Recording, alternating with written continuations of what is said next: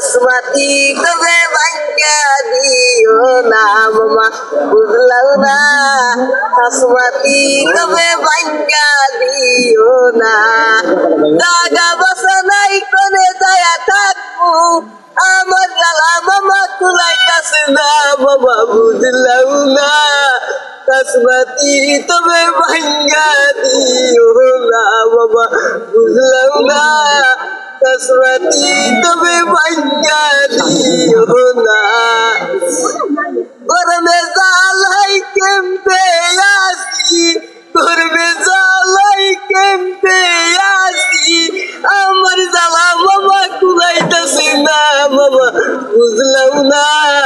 বাসমতি তবে ভাঙ্গা দিও না মামা বুঝলাম না বাসমতি তবে ভাঙ্গা দিও না। পাইকল গানটা শোনার বাদে মনের মধ্যে বহুত দুঃখ লাগছে যে একটা ফুয়ায় এই যে গানটা গাইছে তার গড় বাড়ি বা এই যে হাজার হাজার মানুষের গড় বাড়ি বাঙ্গাওয়ার গড় বাড়ি মসজিদ মাদ্রাসা যে কোনো মানে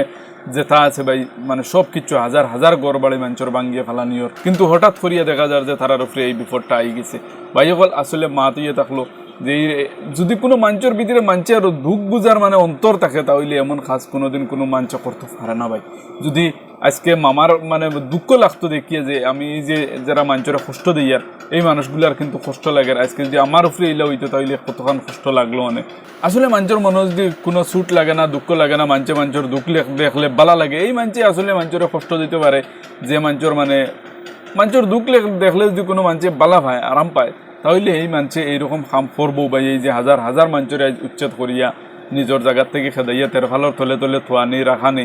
আর এইভাবে থাকা ভাই বহুত কষ্টর বিষয় ভাই। ভিডিওটা দেখিয়ে বহুত দুঃখ লাগছে আর ভিডিওটা দেখিয়ে আপনারা একটা শেয়ার মারিয়া দেশবাসীর পুরা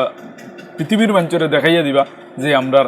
ভারতের মধ্যে আসাম এমন এক জায়গা আছে যে জায়গার মধ্যে মানুষের এমনভাবে কষ্ট দেওয়া হয় বছরে বছরে এইভাবে মানুষের কষ্ট দেওয়া হয়। যাই হোক ভিডিওটা ক্লিয়ার লাগছে কমেন্টও জানাইবা বহুত দুঃখ লাগছে আমার কাছে। আসসালামু আলাইকুম।